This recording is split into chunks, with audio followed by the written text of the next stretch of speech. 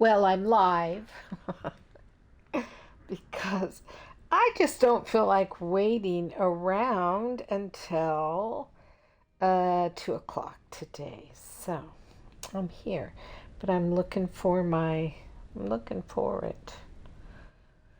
Where's my video? Here it is. A video. And I can hear my voice when I do my sound check, so that's all good, good, good, good. No, I'm not streaming Palea. I don't know why it's showing me in Palea. I'm clearly in ESO today. So, I don't know what to say. But okay, it is what it is. Hey, you guys, how are you out there in Twitch land? I am opening up my chat so I can see when anybody chats to me. So be sure to chat to me because I am interested in chatting with you. And of course, this is Thursday, and Thursday is what? Thursday is my day that I author narrate Faery with Teeth, my novel one in the Faery-Chronicle novel series, which has 6 books in it. So if you haven't been listening every Thursday for what, a couple of months now, you have no clue what's going on with Faery with Teeth. And all I can say is this, you know what? You're just going to have to go to the archives that I have set up as Fairy Kisma on YouTube, my YouTube channel. And I'm back in ESO. I miss ESO. I've been playing Palea a lot, and I've returned to Arc Ascended. I think that's the one. I don't know. There's so many different arcs. I'm confused these days. But I've returned to that game also. And then, of course, I played Escape from the Backrooms, which is incredible and creepy. And I made it. I made it through the end. I played with my son and his wife and my daughter-in-law. And we had a great time. I screamed a lot. I absolutely screamed a lot. And I cannot wait for the movie to come out, right? Can't wait for the movie to come out. So it grossed something like $430 million, and it was a low budget horror film. So and it's been at the movie theaters, and I'm really getting excited for it to come to local theaters. Or not, I'm sorry, not local theaters. to my to my streaming service, streaming platform, whichever one it's going to be on, so that I can watch it. Okay, so here I am. It's 10 minutes before the hour, and I am overlooking a valley. Don't know. I've done this quest. I'm in Rivenspire, and I have done this at the bottom of Rivenspire. Let's see where I'm at. I'm at the Silver Hoof Vale, and this is not a live quest for me anymore. I've completed this quest. But I'm sitting up here in these kind of barren, inhospitable mountains and landscape because um, I thought I would come back to ESO. I'll tell you one of the reasons why I'm coming back to ESO too is because I've been out of it too long, and there's a whole new Thieves Guild thing happening, and I got to come back in and start playing a little bit. But I'll tell you what, my spirit, my soul, is just not in alignment with killing right now, which is one of the reasons. But you know, I can't even say that because when I play Ark, I'm killing the animals. You know, um, And then, of course, when we played the back, escape the back room, we were killing. Well, no, you don't even kill. You get killed in that game. And I also have been playing Phasmomorginic or something like that. Let's see. Let me see what the name of that game is. Phas. Phasmo. Oh God. Let's see. It's a fun game.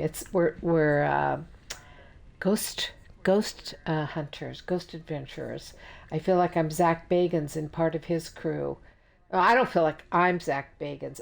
I feel like I'm on his crew, and we go to different places. And let's see, Phasmagoria.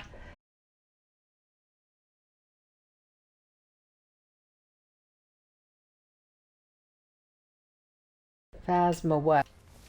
Pha- Sorry.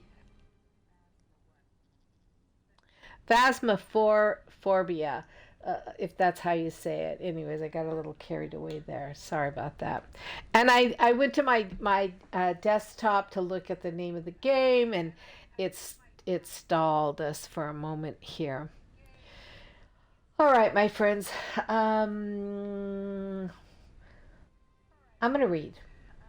Yeah. If you feel like saying hi in the chat, say hi. If you don't feel like saying hi in the chat, you don't have to say hi in the chat.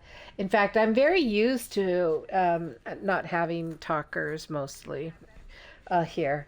And I'm very used to there only being a handful or a handful plus individuals who are watching the rerun here in Twitch. And you know what? I'm really okay with that. I just am not after numbers anymore. I don't want the urgency of it all. And you know what? I'm not going to pay for viewers. So don't ask me to pay for viewers because yeah, I'm not gonna go that route. And I have had people like contacting me. If you pay us $10, we'll get you 100 live viewers. And it's like, yeah, but they're ghost viewers. You know, they don't talk, they don't post, they don't do anything. I don't want that. I don't want that. I only want somebody watching because they are interested and want to be here. And if that means nobody, that's okay too. All right, here we go. Let me let me zoom in. We'll start on this side, and by the end of the episode, this session, we'll be at the other side. So, welcome to Faery with Teeth, Book 1 of the Faery-Chronicles. This is Kisma. You can call me Fairy Kisma if you want. Or actually, Flower Kisma. I'm Flower Child in Xbox, for those of you who don't know. Okay, so we're going to continue reading, and I am going to continue with page 261. Maka and Faery. Faery Chronicle entry 2.444.1. Memories are sometimes stronger than the reality they are based on. Yes, see, Azraphel, the archangel, might have said to Vivian, evil always contains the seed of its own destruction. It is ultimately negative and therefore encompasses its downfall even at its moment of apparent triumph. No matter how grandiose, how well planned, how apparently foolproof an evil plan, the inherent sinfulness will by definition rebound upon its instigators, no matter how apparently successful it may seem upon the way. At the end, it will wreck itself. It will founder upon the rocks of iniquity and sink head first to vanish without trace into the seas of oblivion. This may have for the duration of time wherein Vivian felt victorious, appeased her mind, But the reality was that legions insidiously awaited the right moment to slip betwixt and between the bend, to become very substantial and real in her world, leaving behind its insubstantial shadow forever. Sean McDowell knew what that meant. Once the dark power took form in mortal time and space, once it took physical form by forcing the soul of someone into subservience, the soul of the Earl would have the opportunity to step in and take over the job of the day to day mortal mechanics of that human. Then he could wreak havoc in his own way rather than through the limited, diluted interpretation filtered via a human's ego. Legions would make all ready for the Earl to snatch a new body and leave the old one of Sean McDowell to rot. The events of that day were definitely ominous, tinged with bad feelings, melding into a spooky, unsettling memory. And so, to deal with the souring memory, the pilgrims were to be escorted to a nearby town to experience the evening meal in a chipper, the equivalent of American fast food, an in and out dining establishment a la Irish style.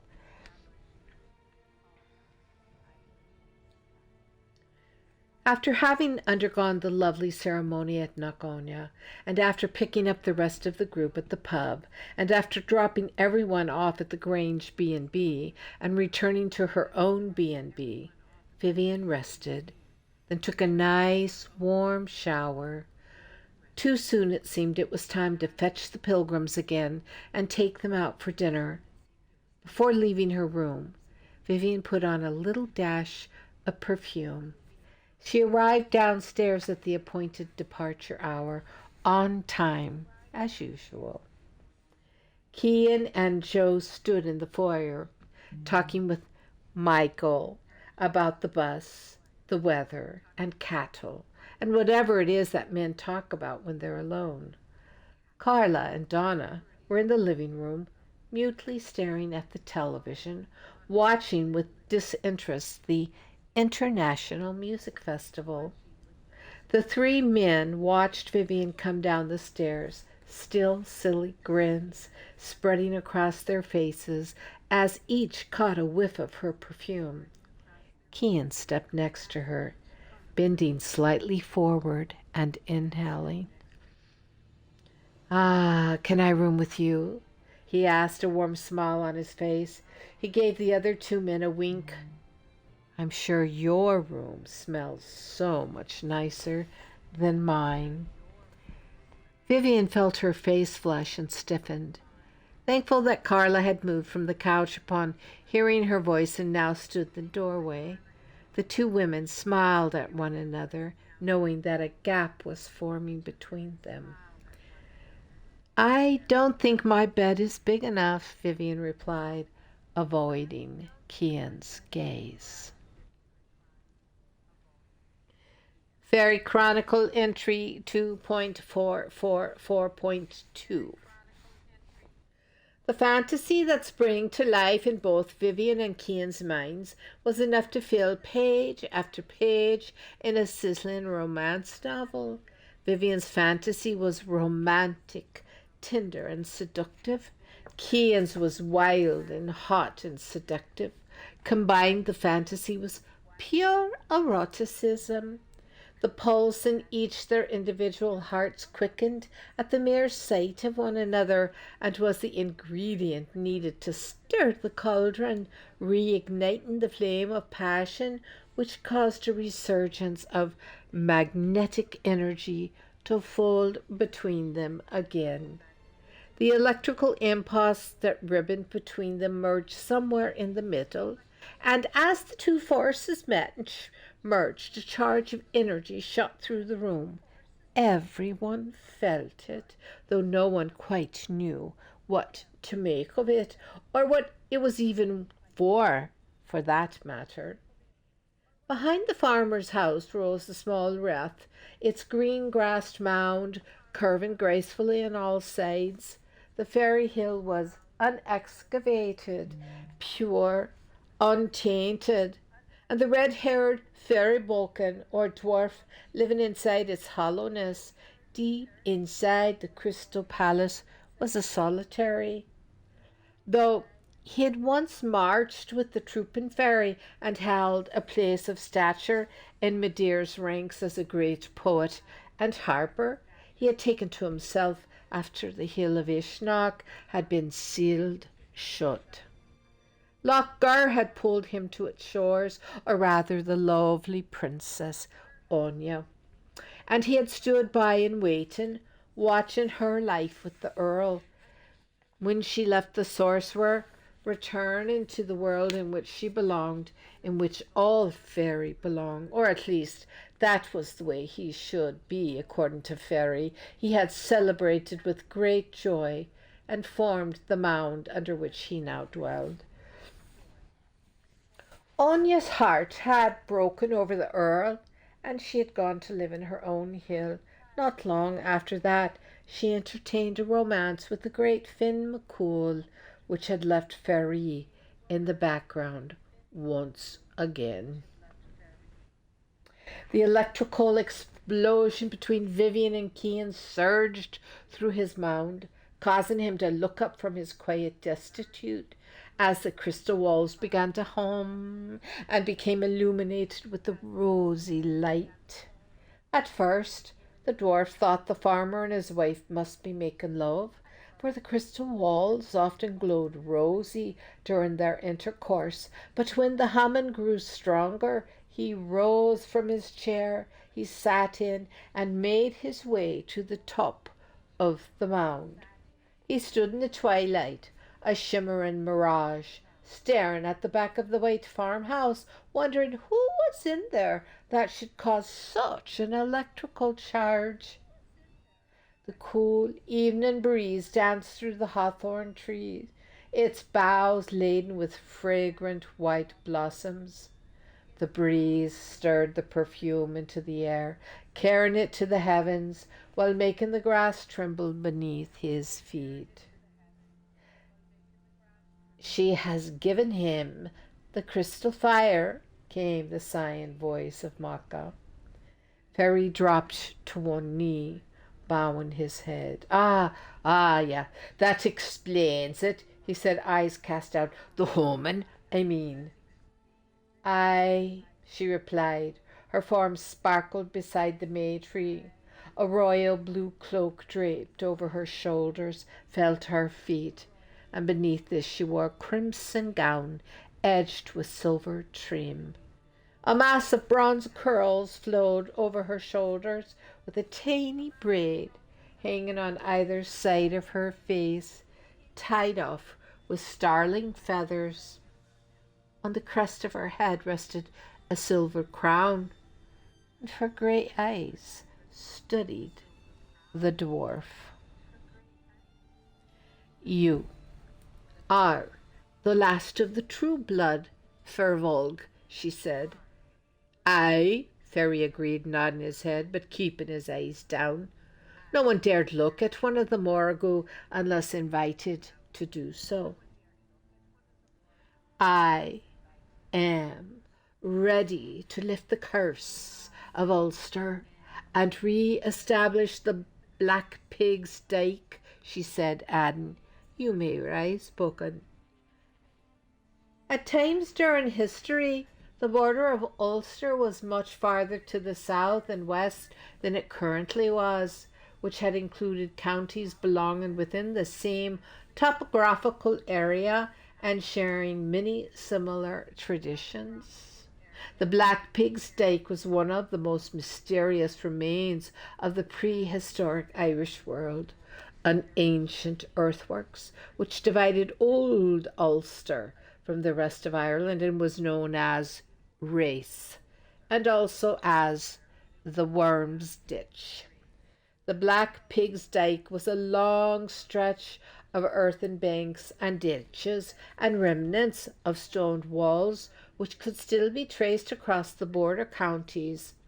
It began at the Dorsey, a rectangular fort south of Evan the sacred site of Goddess, indicating its former importance, and with long sections running across the hills just south of the present political border. The furrow of a magical pick formed the pig's dyke as it raced across Ireland one night. Traces of a similar dyke could be found on the Curragh in Kildare. Its place in the old structure of life was not very clear, but mythological pigs were portrayed as magical animals that were particularly associated with the creation of the land and were especially sacred to goddess Onya. Bonba's totem pig, Bonba's totem animal was also a pig. I know the Worm's Ditch well, said Faery, lifting his eyes to the goddess, wondering what it had to do with him. I've come to Munster to hold council with Bo, she said, in response to his silent query, using Onya's ancient name. Bo. Onya, he whispered. She has bonded to Bonva, incarnate again. The mortal is awakening. With Bonva is Makul. Faery's head jerked toward the farmhouse. So that's who's made the crystals sing. He pondered out loud, then asked, what is the meaning of such an awakening? Maka sighed. A gentle breeze blew across the mound. To re-establish the balance, she said, matter of fact. And what of the sorcerer? He asked. They shall battle him this night.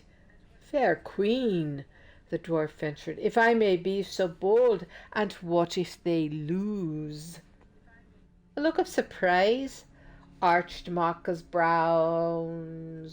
eyebrows. But they shan't lose, she stammered. They cannot.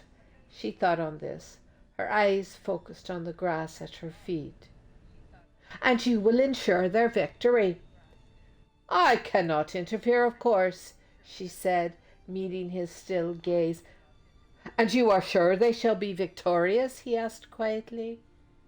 She shook her head slowly from side to side, her bronze curls rippling. "'Tis part of the test," she said. "The gods cannot meddle in each other's tests when incarnated."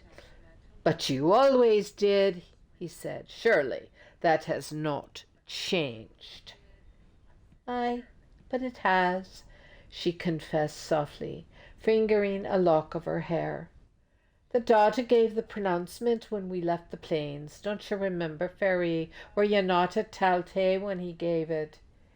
He toed a clump of grass, wringing his hands together, eyes downcast.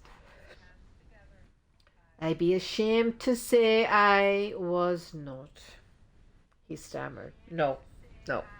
I left Ishnok after Medea left the Breeleith, and Fenton began his delineation of the Alnamuran. Before the Malaysians gained the hold, I never went to Taltay." "Ah," she cooed, adding, "I thought it was after Bo headed south you left Ishnok." His face coloured. "Love, my dear Boken," she said, coming to his defence, "is the greatest law." The sound of the bus engine brought their attention to the house. "Ah, well, they are off then," the dwarf grumbled, a bit disappointed. He had not had the opportunity to see Bonba incarnate. "Oh, you will see her," confirmed Maka. Faery met her gaze. He inclined his head in acceptance. "Now, I must take counsel with Bo, she said, turning to pass through the hawthorn into her realm. How may I be of service? He asked. This was the invitation that Mocka had been waiting for. An ally becomes only one by consent. And she paused, smiled a quite satisfied smile to herself. I thought you might summon Bo's parents, she said, glancing over her shoulder, her sparkling beauty capturing him in her glamour. Manannán and Ecte? He asked with disbelief. But I bring the god of the sea and the horse of heaven to Slivery at the purple door this night. The royal mountain, he muttered under his breath. She paused as if pondering his unspoken worry. They will already know of your coming, Fairy, she said. Not to worry, my dear Boken. The ancient ones are aware of the awakening. The Dergenthe, the god race of Lu, will assist you in your assignment if you have need of help. Now, I shall go to Knockоня and hold counsel with Bo, and I believe Lu is already there. We shall wait and witness the test and see. Her grey eyes focused on the dwarf. Bring your lamp, bard. Bring your harp, for we will need this battle remembered. And with those words, the sparkle and image of Mocka faded as she slipped away. Fairy felt the breeze stir as the veil remisted, concealing the doorway between the worlds. He turned his back on the tree. He turned his back on the farmhouse.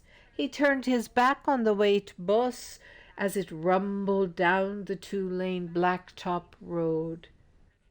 I sighed, not because I was upset with what had just transpired, but because I understood that Mocka's mission, her plan, was truly beginning. The energy of she was being summoned. The old ones were being called back to the land of mortal women. He, Fairy, last of the true blood, a Firbolg, I had a mission to accomplish, a mission assigned to him by the great goddess Mocka. She who was the principal goddess of early people known as the Numidians. She who was the tutelary goddess of the northern province of Ulster, home of the Red Branch and the great messianic heroes such as Finn McCool and Cuchulainn. She, Mocka, had given him, a dwarf, a mission. And in the most ancient mythology, the goddess of Ulster had been known as pure Mocka, the son of womenfolk. But her persona had been changed into the typical Celtic archetype of a war goddess, bloodthirsty and with an accentuated aggressive sexuality. No one could deny that Mocka was particularly associated with Morrigan, the great queen. She was also an accepted aspect of the fearsome war trio, but she became warrior Celtic Queen Mocka only after she had been forced to run a race by her uncaring mortal husband while in her 9th month of pregnancy, thereby giving birth prematurely, and to twins no less. She had cursed the heartless and cruel men of Ulster then, a curse for 9 generations, a curse that afflicted the Ulstermen with the pains of childbirth whenever they went into war. And then her physical body had collapsed. It was then that Mocka had separated herself from the mortal flesh, returning to the world of she. And since then, she had not reincarnated as a mortal. Her spirit rested in the triune nature of the Morgul as Mocka the Mighty, who instilled fear in the hearts and minds of mortal men, the fairy who rioted and revelled among the slain. She became the personification of battle, a spirit that hovered over the fighters, inspiring the warriors with the madness of battle. And when the fight was over, the remaining warriors would revel among the bodies of the slain, and it was she who incited them to cut off the heads of the slain as barbaric trophies that became known as Macha's acorn crop. The hatred Macha felt for mortal men had taken its course over the centuries, had crusted the Ulster province, turning even the ideals of the noble-minded, such as Michael Collins, into the battle-frenzy-minded of civic war. Her spirit had created the Irish Republican Army, which successfully kept her curse alive over the centuries. Her curse still hovered over Northern Ireland. Blood spilled by the RIA and Sinn Féin still consecrated the ground through their acts of extremist heroism. Perhaps it is true, considered Faery. Perhaps Macha was seeing the radiant dawn dethroning Éra's dark night of sorrow. Perhaps Ireland would never see another invasion or Bloody Sunday or another attack by the homeboys, but he did not see how that could be true with the British still in Ulster. How could there ever be peace or a free state? Faery knew that he had been mortal. He would have rebelled long and hard with the boys, if for nothing else than to save the beloved brown-haired girl Éra.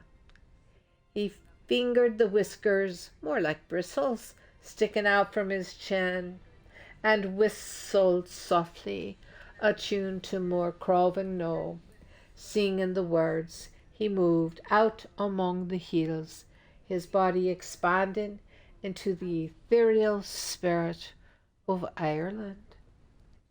A sort of light that pierced the dark. Our eyes have seen the star. O Éra, leave the waves of sleep now. Day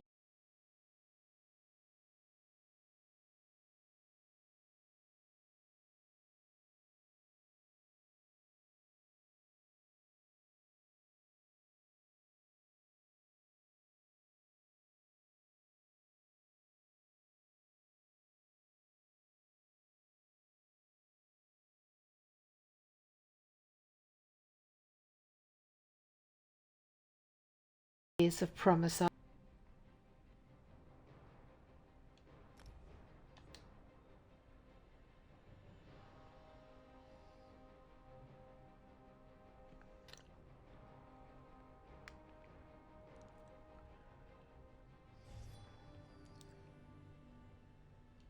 And well, did you miss me? You know, this game has a way of booting you if you stand in one place too long. And boot me it did. So let me find another location. I'll just come over here and stand. How's that? Finish this chapter before I was so rudely interrupted. His voice, Faery, was an echo on the evening breeze as his body shimmered like a humming harp string, focusing on the heavenly realm above. The starlight guided him, and he sang the next stanza as a summons to Ecce, horse of heaven. Their names are blessed, their canons sung, our bitter tears are dried. We bury sorrow in their graves. Patience we cast aside. Within the gloom we hear a voice that once was ours to know. 'Tis freedom, freedom calling loud, arise, Mo Craven, no. Her thunderous hooves pounded the heavens. The celestial mother of Onya stirred and moved between the bend, shifting from one spiral into another, from one circle of existence into another.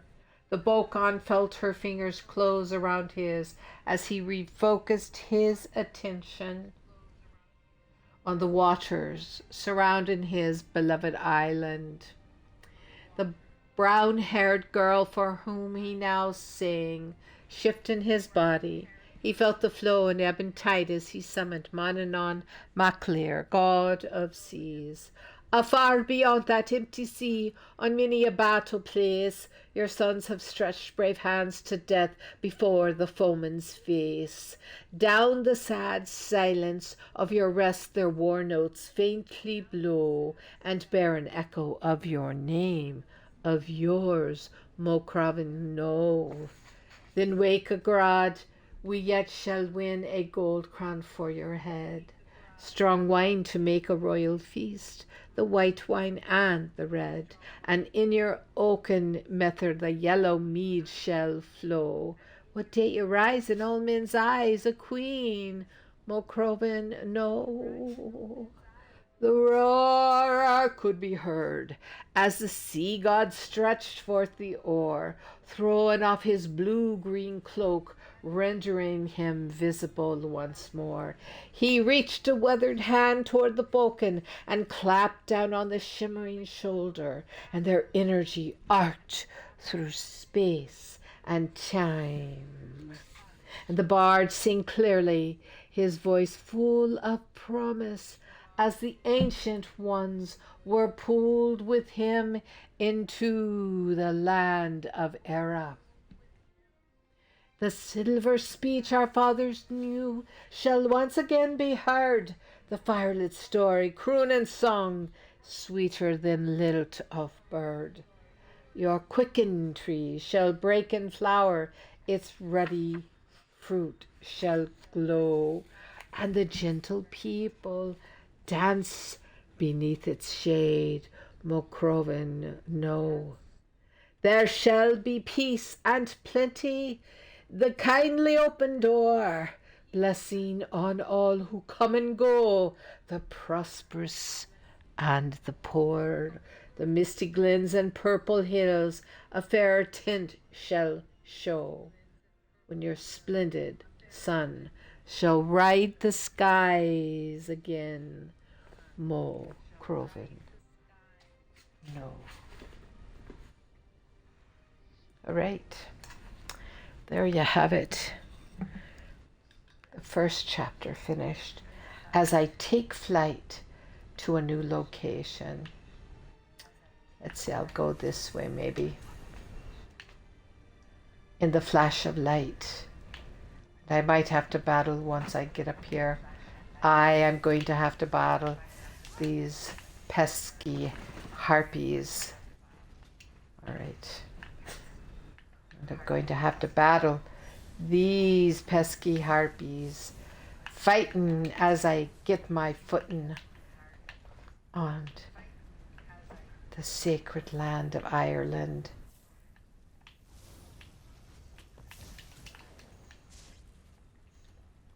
Let's see. And what's down this way, I wonder? Ah, I've got to fall down. Hopefully I don't die. But if I do, I'll come back soon. And here I go. What's this? Ah, Ninrod. I shall collect it, and I shall swim across the waters and go to this side where I shall stand. Oh yes, stand under cover and watch the land below.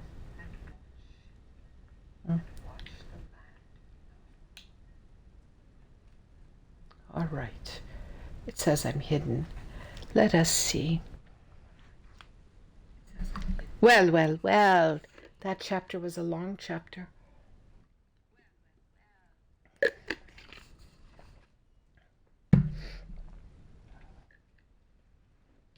All right, continuing at the chipper. I'm gonna get something that fell.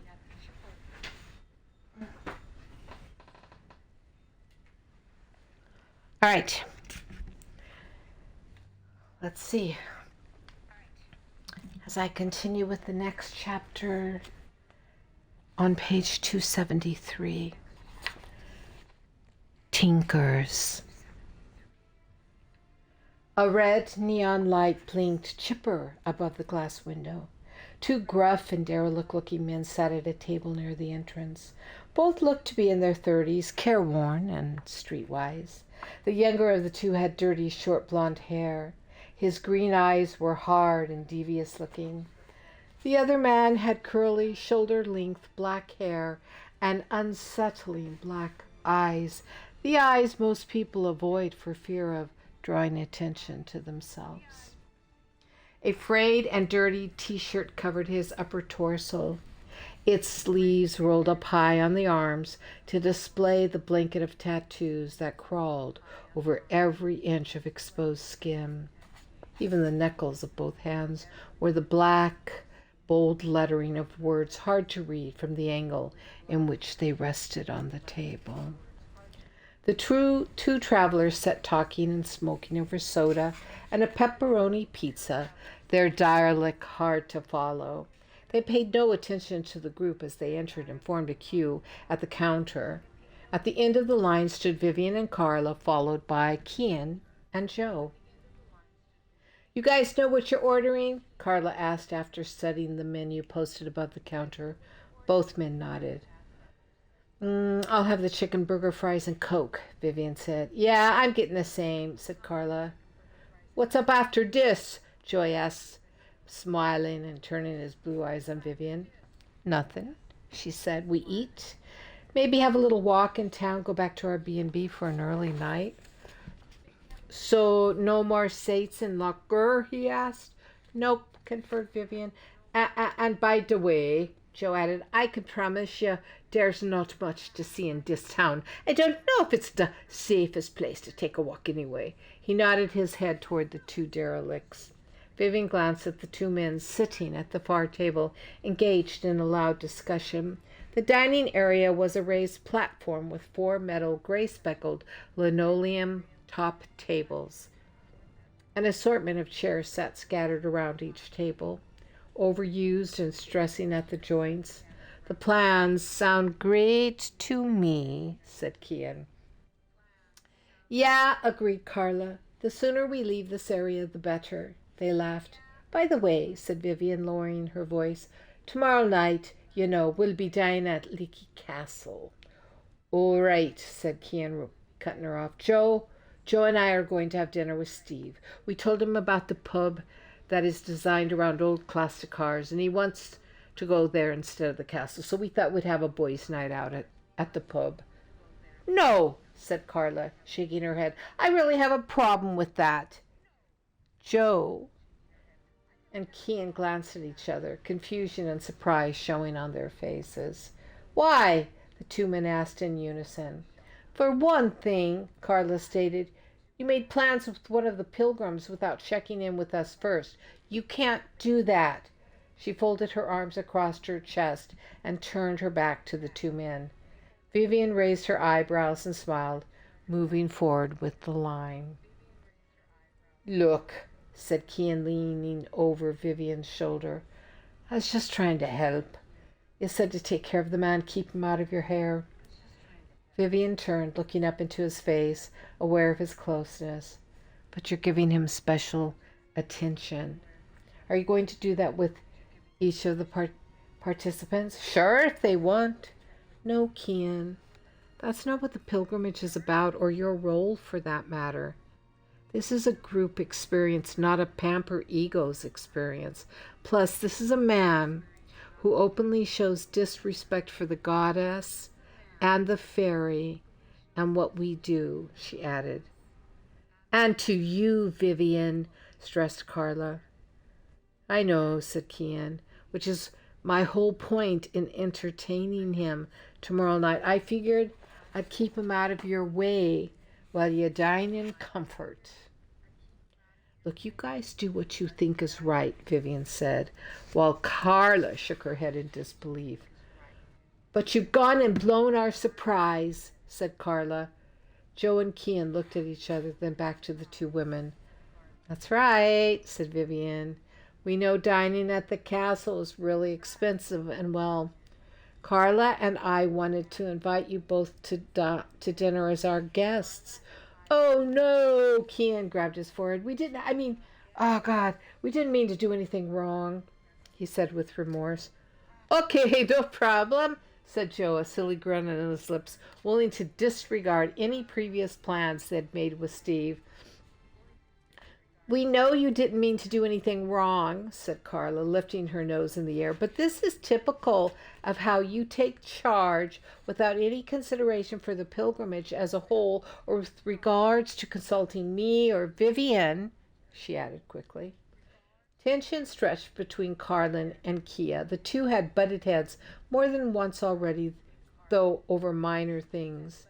Kian had an uncanny way of changing the itinerary without consulting, and as a result, he usually found himself in hot water with her, excuse me, unconsciously egging on a power struggle between them. As tour coordinator, Carla took her role very seriously, and she didn't like having her authority usurped by what she called Kian's ego need to be in control. And each time he did so, she felt disregarded, which didn't make Carla feel good. And when this happened, Vivian usually got an earful. Carla focused angry eyes on Kian. Kian, you must consult with me before changing the plans behind our back, she said. Kian dropped his hands to his side. Look, he said very quietly, I didn't mean to step on anyone's toes. I was just trying to be helpful. He looked to Vivian. If it make you feel any better, we'll tell him plans have changed. You do what you feel is right, said Vivian, looking away. They'd been over this topic too many times already.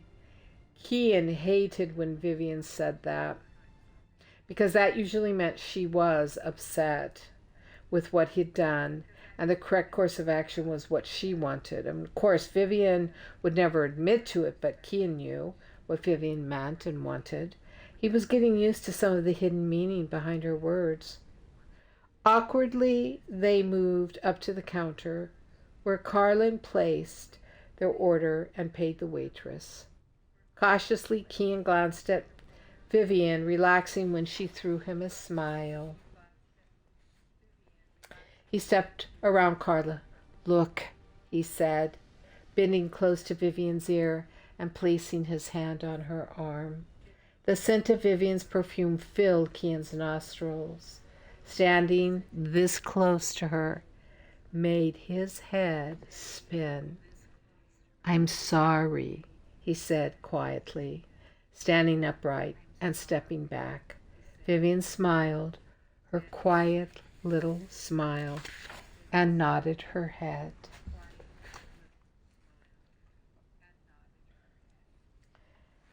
Faery Chronicle entry 2.444.3. Chime bent.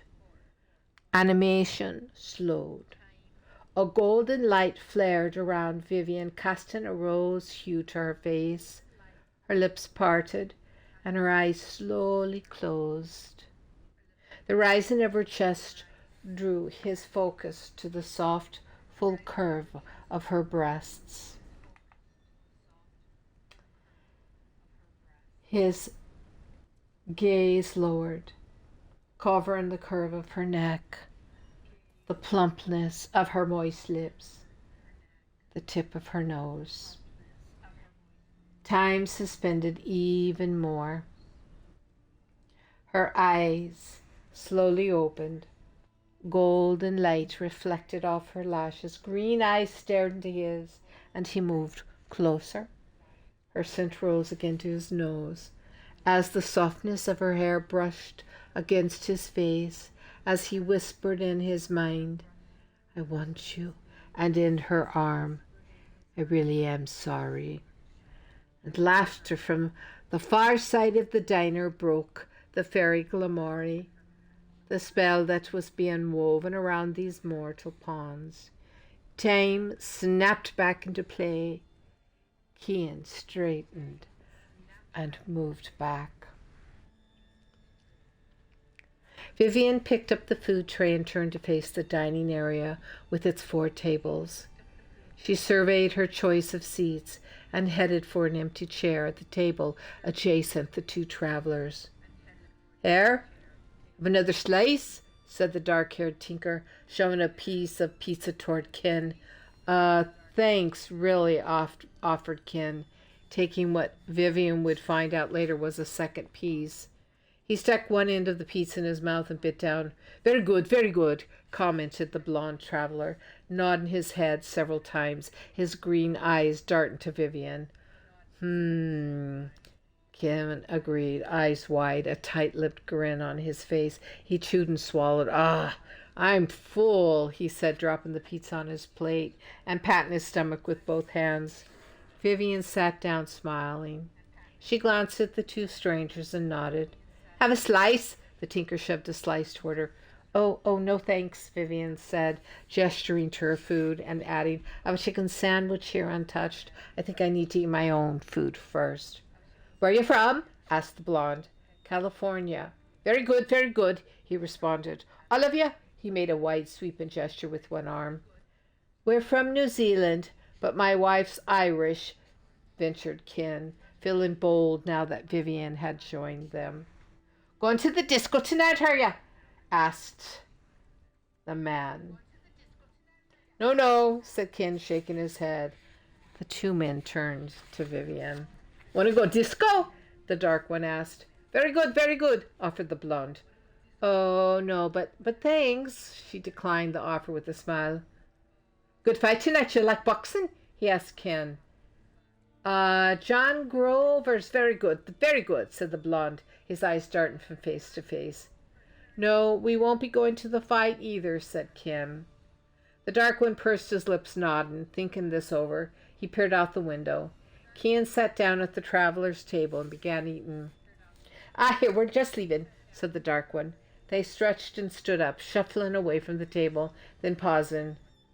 "Well, then, we'll be off," said the dark one. "You all together, then?" asked the blonde. He motioned to the rest of the group, eyes on Vivian. She nodded. "What kind of a vehicle you in?" he asked. "The white bus," offered Ken, pointing up the street. Both tinkers peered out the window. Very good, said the blonde. "Riding in style, are ya?"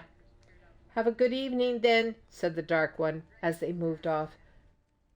"Phew, I'm glad you're gone," said Ken. "Why?" asked Shelby, who had sat quietly eating her meal during the exchange. "They made me uncomfortable," he said. "Travelers," Vivian offered. "Really?" Ken asked, straining to catch sight of the two men through the windows. "Real gypsies?" asked Shelby. "Oh, yeah, they were definitely travelers," agreed Ellen, who had also sat mutely listening. "Wow," said Shelby. Vivian ate, listening to the pilgrims discuss the travelers and their way of life. Camps of travelers could still be seen along the road, and though their lifestyle was outlawed, they still thrived. People of freedom, who knew the wide open spaces and quiet reflection of life, had never settled into the lifestyle accepted by the populace. To live such a way of life was a foreign concept to the pilgrims, most of whom were average, middle-class Americans. Ken had tasted their lifestyle while living on the run in England, but he wasn't a tinker. Vivian had the Romany gypsy bloodline from her father, though she did not freely volunteer such information. Ireland made her feel more gypsy than Irish. The blood came to the surface, and in the back of her mind rested this thought, though she passed it off to being a reflect to the nomadic nature of the tour in general. She glanced out the window. The sun lowered in the sky, casting long shadows across the street. The day was ending. She caught her own reflection in the glass and sighed for the umpteenth time. A poem darted to life in her mind, its beauty flaming into fullness, leaving her with its echo, a recollection to try and recapture on paper at some later time. And whether or not this poem would ever find its way on to the page, Vivian felt the drama of its existence. She saw the scenes play across the surface of her mind, a daydreaming vision, hinting at reality, merging with fiction. And for the moment, this satisfied her, fooled her into believing that all was normal, and it was just another evening.